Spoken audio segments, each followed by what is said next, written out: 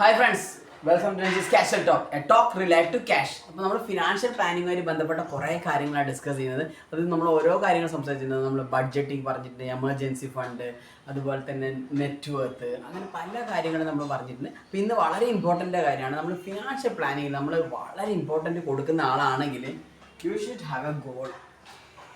നമ്മൾ ഏതൊരു ഇൻവെസ്റ്റ്മെൻറ്റ്സിനും ഏത് സേവിങ്സിനാണെങ്കിലും ദ പേർപ്പസ് ഈസ് ഇമ്പോർട്ടൻറ്റ്. ഇപ്പോൾ എന്നോട് ചില ക്ലയൻസിൻ്റെ ആൾക്കാർ വന്ന് പറയും, എനിക്കൊരു 1000 രൂപയുടെ ഒരു പോളിസി തുടങ്ങണം, അല്ലെങ്കിൽ 1000 രൂപയുടെ ഇൻവെസ്റ്റ്മെൻറ്റ് തുടങ്ങണം. അപ്പോൾ നമ്മൾ ആദ്യം ചോദിക്കുന്നത് എന്തിനാണ് ആ 1000 രൂപ നിങ്ങൾ ഇൻവെസ്റ്റ് ചെയ്യുന്നത്? The purpose, the behind the purpose, അത് അറിയണം കൃത്യമായിട്ട്. അപ്പോൾ കൃത്യമായിട്ട് നമ്മൾ ഇൻവെസ്റ്റ്മെൻറ്റിൻ്റെ ബിഹൈൻഡിൽ എന്തിനാണ് അത് എന്നുള്ള കാര്യം കൃത്യമായിട്ട് അറിയണം. ചിലപ്പോൾ നിങ്ങൾക്ക് ഇപ്പോഴത്തെ അവസ്ഥയിൽ 1000 രൂപയായിരിക്കും മാറ്റി വെക്കാൻ പറ്റുക. Okay, you can go on.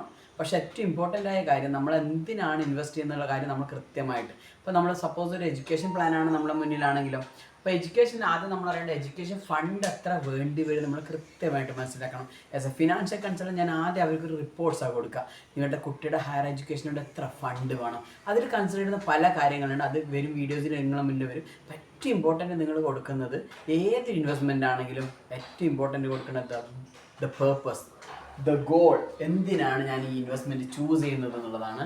അപ്പോൾ ഇതിൻ്റെ ആഫ്റ്റർ വീഡിയോസൊക്കെ ഇതുമായിട്ട് റിലേറ്റഡ് ആയ കുറേ വീഡിയോസ് വരും. Thank you so much. അതുപോലെ നമ്മുടെ യൂട്യൂബ്സിലുണ്ട്, ഇത് അപ്ലോഡ് ചെയ്യുന്നുണ്ട്.